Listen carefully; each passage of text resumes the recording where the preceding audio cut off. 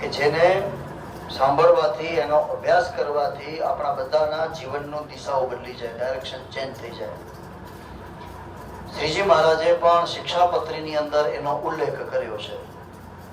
98મા શ્લોકની અંદર ભગવાને શ્રીમદ ભાગવતનું જેમ મહત્વ આપ્યું, એવી રીતે ભગવાને શું કીધું છે?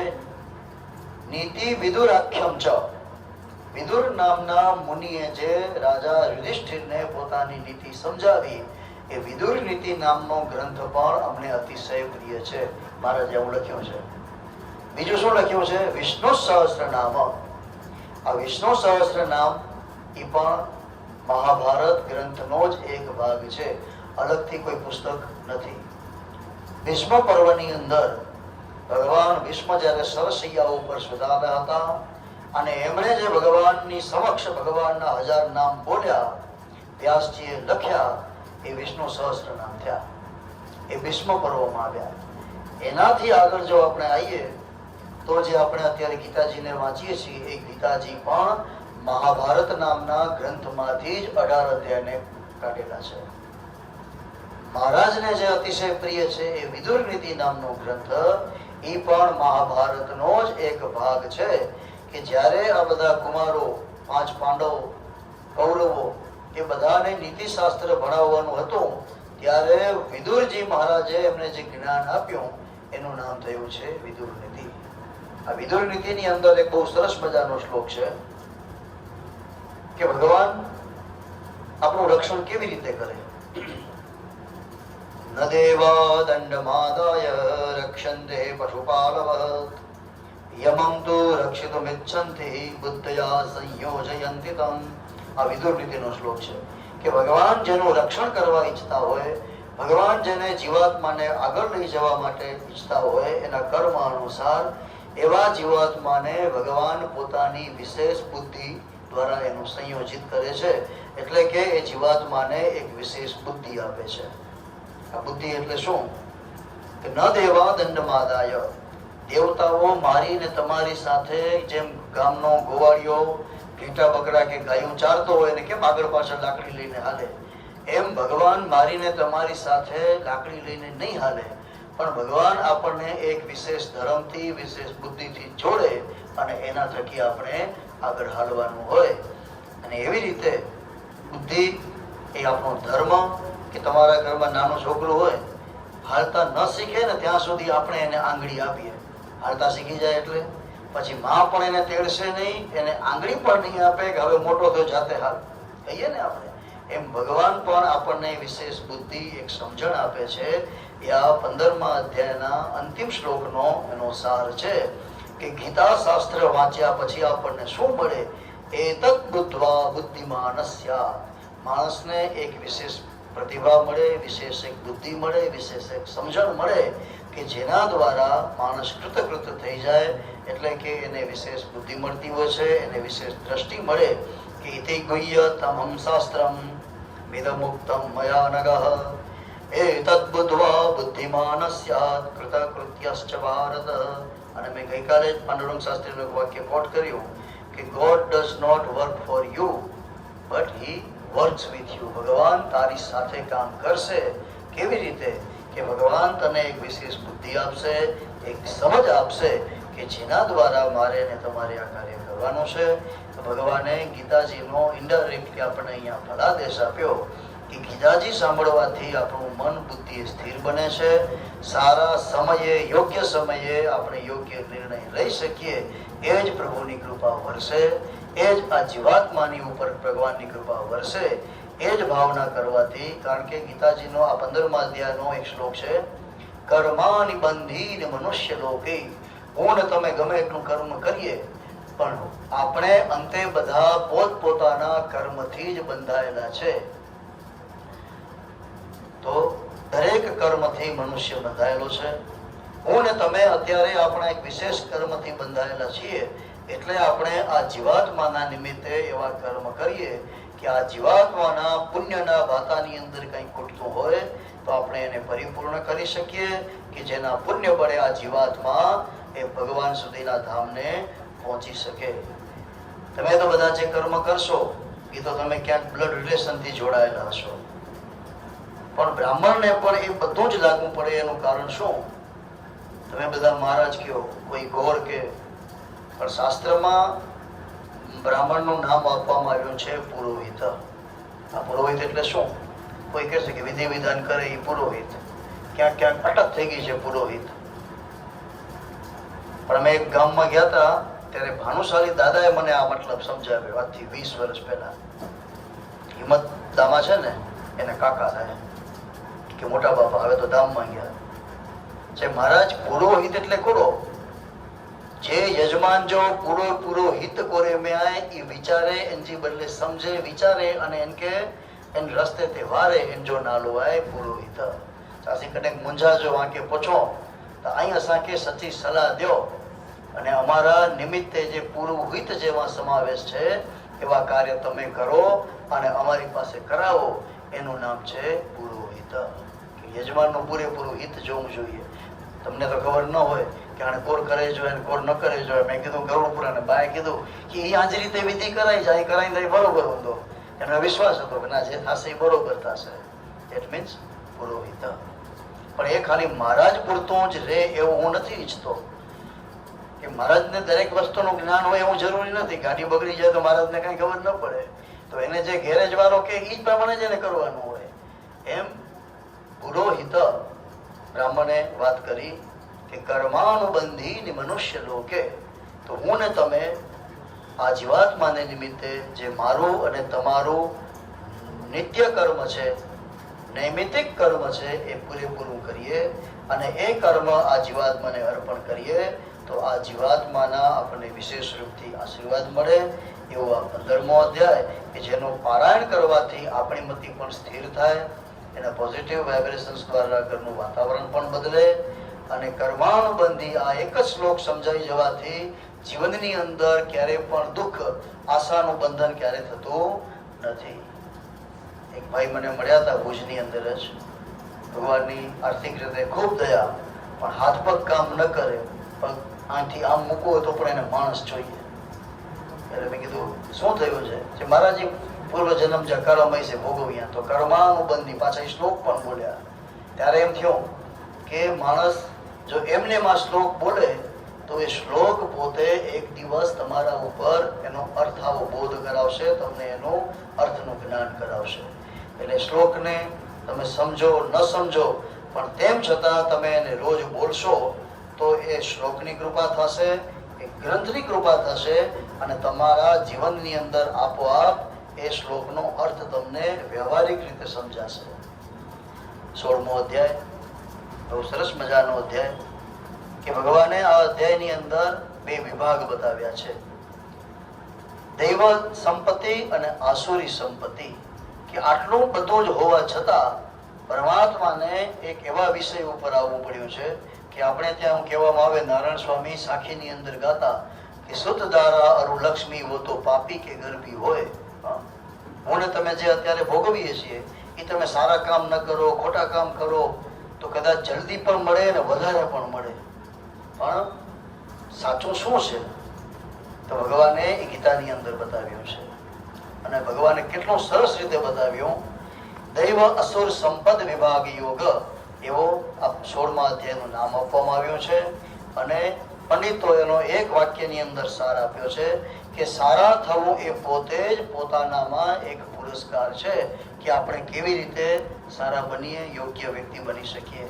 ભગવાને અહીંયા લક્ષણ બતાવ્યા, 27 ગુણ બતાવ્યા છે. 27 માંથી કોઈ પણ એક પણ ગુણ આપણી અંદર હોય તો સમજવું કે આપણા ઉપર પરમાત્માની કૃપા છે. કલ્યાણના અંકમાંથી એ 27ના હમણાં મેં દ્રષ્ટાંત અને એક્ઝામ્પલ તારવીને કાઢ્યા કે આ 27 ગુણ કયા કયા છે. શ્રી ભગવાન ઉવાચ અવયમ સત્વ સંશુદ્ધિર જ્ઞાન યોગ વ્યવસ્થિતિ દાનમ દમસ્ય યજ્ઞશ્ચ સ્વાધ્યાય તપાર્જવમ અહિંસા સત્યમ ક્રોધ ત્યાગ શાંતિ વૈષ્ણમ દયા ભૂતેષુ લોલુપત્વમ માધવમ રીરચાફલમ. કે ભગવાનનો ભક્ત હોય એના જીવનની અંદર આ 27 ગુણ તો હોવા જ જોઈએ. અને જોઈ નથી તો હજી આપણે વધારે તપ કરવાની જરૂર પડે. પહેલો ગુણ બતાવ્યો છે અભય. બીજો ગુણ બતાવ્યો છે અંતઃકરણની નિર્મળતા. માણસ અંદરથી ફિલ્ટર હોવો જોઈએ. જ્ઞાનની સુવ્યવસ્થા. તમારી પાસે જે જ્ઞાન છે, બુદ્ધિ છે, એને તમે પચાવી શકતા હોવા જોઈએ. અત્યારે માણસને રૂપિયા નથી પચતા, માણસને જ્ઞાન નથી પચતું, શક્તિ સામર્થ્ય પણ પચતું નથી.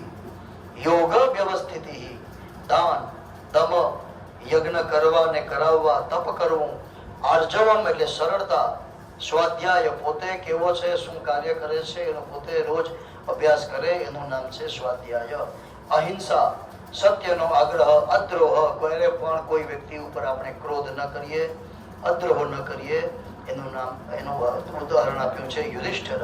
અક્રોધ, કોઈના ઉપર આપણે ગુસ્સો ન કરીએ. ત્યાગ, શાંતિ, આ બધા જ્યારે જ્યારે ગુણ આપણા શરીરમાં આવશે ત્યારે સમજવું કે આપણા ઉપર ભગવાનની કઈ કૃપા થઈ છે. ત્યાગનું બહુ સરસ મજાનું મહત્વ બતાવવામાં આવ્યું કે ત્યાગાત શાંતિ રનંતરમ.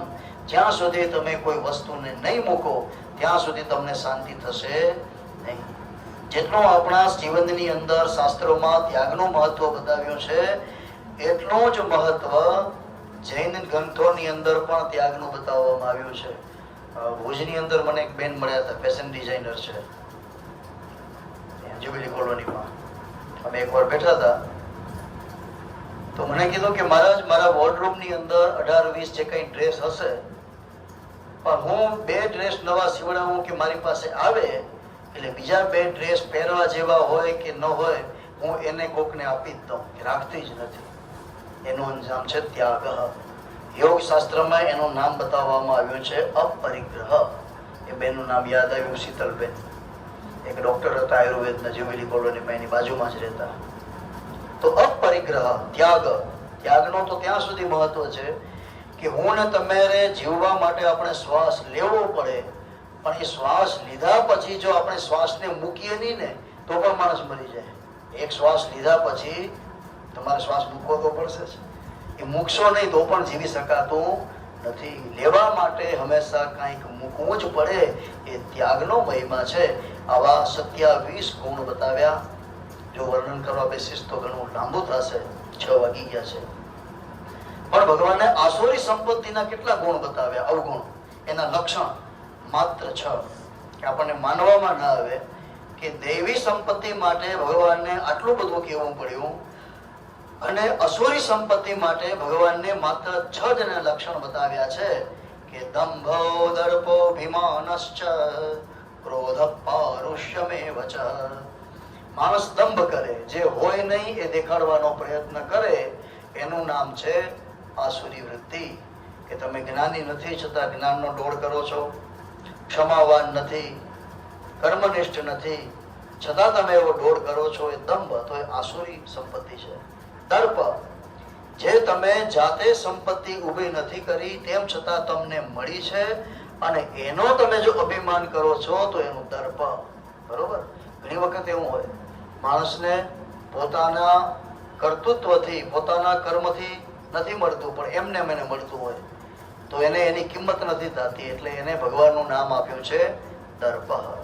આ દર્પ કરવાથી પણ આપણા જીવનની અંદર આસુરી ભાવનાની વૃદ્ધિ થાય છે. અભિમાન, તમે કઈ વસ્તુને મેળવો, ભલે તપ કર્યું હોય, ભણ્યા હો, એની માટે મહેનત કરી હોય, પણ એ મેળવી લીધા પછી પણ અભિમાન કરો તો એ વસ્તુ ટકતી નથી. હમણાં એક અમારા મિર્ઝાપરના પટેલ મા બાપ આવ્યા હતા. છોકરાએ આફ્રિકામાં બહુ સારી પ્રગતિ કરી, પણ એટલા કંટાળી ગયા કે હવે આ છોકરો માનતો નથી, મહારાજ એને કંઈક સમજાવો. એટલે મેં એને ભેગી વાત કરી તો છોકરાએ મને કીધું કે મહારાજ આટલું બધું મેં એમ્પાયર ઊભું કર્યું એટલું તો હું કરું ને, હવે આને સમજાવી શકાશે નહીં. આ અભિમાન એ આસુરી સંપત્તિ છે કે તમે જાતે ઊભું કરો, એનો મતલબ એ નથી કે આપણે એના થકી અભિમાન કરીએ. ચોથું લક્ષણ બતાવ્યું છે ક્રોધ. ઘણા માણસોનો સ્વભાવ હોય, નાની નાની વાતમાં ક્રોધ કરી નાખે, હાઉસ થઈ ને એવું ટાણે, તો એ પણ આસુરી સંપત્તિ છે. પારુષ્યમેવ ચ, ઘણા માણસનો સ્વભાવ એવો હોય કે એ સીધી ભાષામાં, સરળ ભાષામાં, મીઠી ભાષામાં ક્યારે વાત કરી શકતા નથી. એના જીવનની અંદર હંમેશા કઠોરતા જ બેઠેલી હોય કે સામેવાળાને એવો વાક્ય બોલે કે કાપો તો લોહી ન નીકળે, તો સમજવું કે એ આસુરી વૃત્તિ છે. ભગવાને એના લક્ષણ બતાવ્યા છે. અને છઠ્ઠો દોષ છે અજ્ઞાન, કે પોતાને કઈ ખબર નથી, એ પોતાને પણ ખબર ન હોય, અને જે માણસ અભિમાનમાં રહે એ અજ્ઞાનને પણ પરમાત્માએ આસુરી સંપત્તિ કીધી છે. કે આવી રીતે દૈવી સંપદ વિમોક્ષાય, 27 ગુણમાંથી જેટલી પણ તમારી પાસે આ સંપત્તિ હશે એ તમને બંધનમાંથી મુક્ત કરાવશે, એ મોક્ષ તરફ લઈ જશે. મોક્ષ કદાચ બહુ દૂરની વાત રહે, પણ હું એમ કહું કે આપણને જીવનની અંદર નાના નાના બંધન ન લાગવું પડે, એનું જ નામ મુક્તિ છે. એ તો અમે રોજ એવા સારા મોટા માણસો જોઈએ, શેઠ માણસો જોઈએ કે કામકાજ ઘણું કરતા, પણ તમે બધા જેમ બેસો છો ને એની પાસે ટાઈમ જ નથી હોતો. એનો મતલબ શું? કે ક્યાંક કચાશ છે કે હજી આપણે ધંધામાં બાંધેલા પડ્યા છીએ. આનંદ થયો કે મણી કે નેરીને કાશી રોજ નેરી દોડા દોડી કરીએ બેઠા, છોકરી કે પૂજામાં વેરાઈએ બેઠા. એટલે હવે ને આ બંધન, સાસુને પણ કાંઈ ન હોય તો બીજા બધા બંધન હોય, વહુને કાંઈ ન હોય તો ત્રીજા બંધન હોય. તો જ્યાં સુધી તમે નાના નાના કામમાંથી મુક્તિ નથી મેળવી શકતા તો એનું નામ છે બંધન. બંધન એ ઉપર ગયા પછી જ મુક્તિ મળે એવું જરૂરી નથી, પણ તમે નાના નાના કામમાંથી પણ મુક્ત થઈ શકો, તમે તમારું ઈચ્છિત કાર્ય ધાર્યું કરી શકો, એનું નામ પણ મોક્ષ જ છે, એનું નામ પણ મુક્તિ જ છે. તો દૈવી સંપદ વિમોક્ષાય, આ બધી દૈવી સંપત્તિ એ તમને મુક્તિ અપાવે, તમને મોક્ષ અપાવે. અને આસુરી જે સંપત્તિ છે એ તમને હંમેશા બાંધતી રહે, બાંધતી રહે, બાંધતી રહે, આપણને ખબર પડતી નથી. ક્રોધમાં, અભિમાનમાં આપણે હંમેશા વચને બંધાતા રહીએ અને પછી આપણને દોડવું પડે. તો ભગવાને કીધું કે અર્જુન, આવી રીતે આ 27 પ્રકારના જે મારા ગુણ છે એને તું જીવનમાં ઉતારીશ તો જીવતે જીવ તારી મુક્તિ થઈ જશે. અને આવી જ રીતે જો આસુરી ગુણોને તું અનુપાલન કરીશ તો જીવતે જીવ તારી પાસે આખી સૃષ્ટિનું સામ્રાજ્ય હશે તો પણ તું બંધાઈ જઈશ. અને ભગવાને આ બંધાશું કેવી રીતે એનું લક્ષણ આપ્યું છે 16મા અધ્યાયની અંદર. આશા પાસ સતૈર બધા કામ ક્રોધ પરાયણા, આશાના સેંકડો ફંદાઓથી બંધાયેલો એ માણસ કામ ક્રોધને પરાયણ થઈ વિષય ભોગને અર્થે અન્યાયથી ધન આદિ પદાર્થોને ભેગા કરવામાં પ્રયત્ન કર્યા કરે છે. અને ઘણી વખત આશાઓ પૂર્ણ થતી નથી, એટલે આશા પૂર્ણ ન થાય એટલે આપણી કામના વધે કે ના હજી હજી હજી, અને એ કામના પૂરી ન થાય તો આપણને જીવનની અંદર ક્રોધ આવે કે જેના દ્વારા આપણું જીવન ફરી પાછું બગડતું હોય.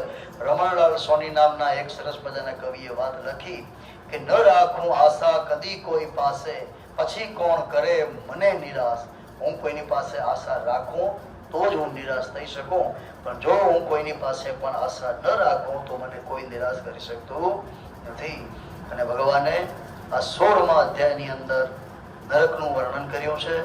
એ 16મો અને 17મો અધ્યાય આપણે આવતીકાલ લેશું. 18મો અધ્યાય આપણે છેલ્લા દિવસે લેવાના છીએ.